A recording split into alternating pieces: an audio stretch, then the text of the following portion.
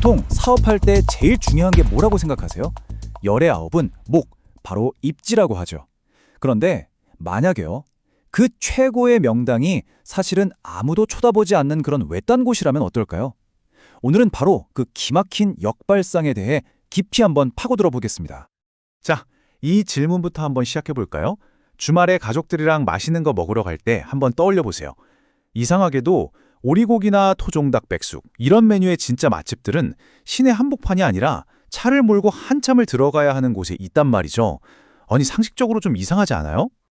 우리가 보통 생각하는 입지라는데 딱 이렇잖아요. 사람들 막 북적거리고 교통 편한 A급 도심 상권, 그리고 임대료는 싸지만 정말 텅 빈 F급 외곽 입지.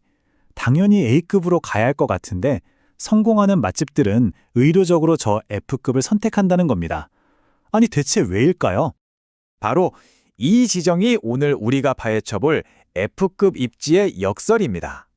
어떻게 최악의 조건이 최고의 성공 공식이 될 수 있는지 그 비밀을 지금부터 하나씩 까보겠습니다.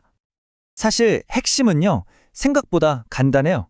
이 사람들은 그냥 오리고기를 판 게 아니었던 거예요. 특별한 경험 전체를 팔고 있었던 거죠. 그리고 그들이 고른 그 외진 곳이라는 게요, 그 경험을 완성시키는 가장 중요한 무대장치이자 상품 그 자체였던 겁니다. 그래서 저희는 이 전략을 역발상 입지 전략이라고 부를 수 있을 것 같아요. 그러니까 전통적인 상식을 그냥 확 뒤집는 거죠.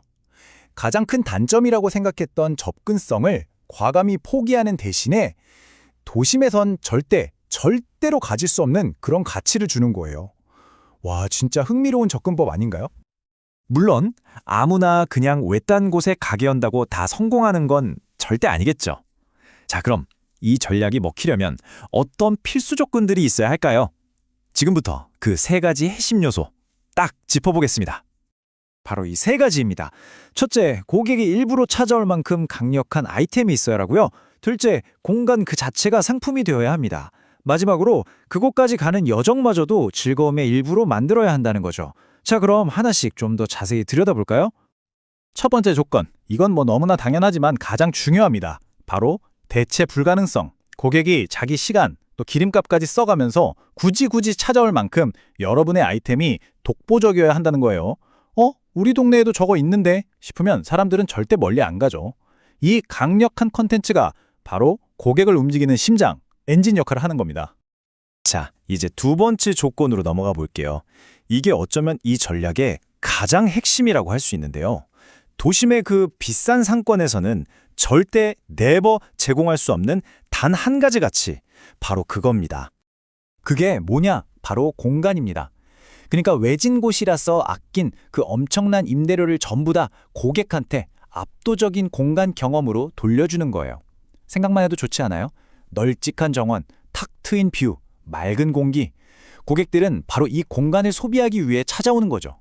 이런 관점에서 보면 우리가 파는 음식이나 커피는 이 멋진 공간을 마음껏 누리기 위한 일종의 입장권이 되는 셈이죠. 그리고 이 공간이 주는 또 하나의, 이건 진짜 엄청난 선물인데요. 바로 이 숫자와 관련이 있습니다. 0. 네, 맞습니다. 제로.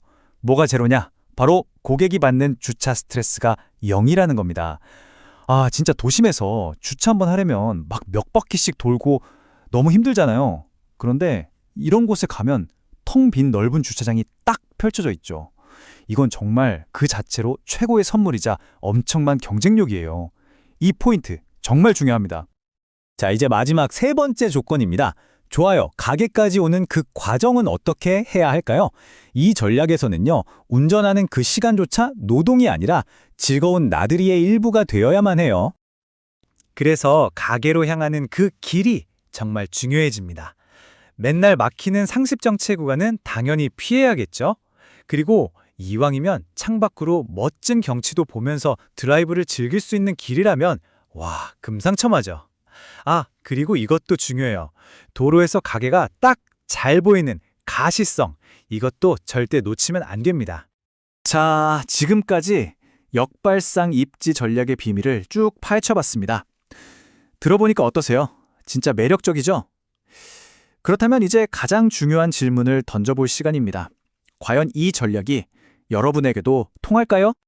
이건 스스로에게 정말 냉정하게 한번 물어봐야 해요. 내 아이템이 정말 다른 거 다 필요 없고 오직 그것 하나만을 위해서 고객이 기꺼이 1시간을 운전해서 올 만큼 그렇게 강력한 목적성을 가지고 있는가? 두 번째 질문입니다. 나는 그냥 맛있는 음식을 만드는 사람인가? 아니면 이 자연과 공간을 무대 삼아서 고객에게 감동적인 경험을 선물할 수 있는 연출가인가? 이 전략은요, 그냥 장사꾼이 아니라 기획자를 필요로 하거든요. 마지막으로 시야를 좀 더 넓혀야 합니다. 요즘 유행하는 교외에 엄청 큰 대형 카페들 있잖아요. 그중에는 단순히 커피를 파는 걸 넘어서 애초에 싼 땅을 사서 카페로 그 땅의 가치를 확 끌어올리려는 그런 장기적인 부동산 투자 전략이 숨어 있는 경우가 진짜 많아요. 그러니까 단기적인 장사를 넘어서 장기적인 자산 가치까지 보는 그런 사업가의 관점이 있냐는 거죠. 자, 이 질문들에 대해서 좀 더 깊이 생각해 보실 수 있도록 제가 구체적인 실행 계획 3단계를 준비했습니다. 첫째, 여러분의 아이템의 목적지 파워 점수를 한번 매겨보세요. 10점 만점에 7점은 넘나요? 둘째, 이번 주말에라도 당장 성공한 외곽 맛집이나 카페에 직접 가보는 겁니다. 가서 여긴 왜 잘 될까? 그 이유를 3가지 이상 꼼꼼하게 분석해보세요. 마지막으로 상상해보는 거예요. 내가 만약 도심의 그 비싼 월세를 아낀다면 그 돈으로 고객에게 어떤 기가 막힌 경험을 만들어줄 수 있을까? 구체적인 시나리오를 한번 짜보세요. 이 과정 자체가 여러분의 전략적 사고를 엄청나게 넓혀줄 겁니다.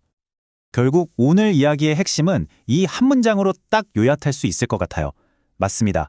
이제 좋은 입지에 대한 우리의 정의 자체를 바꿔야 한다는 거죠.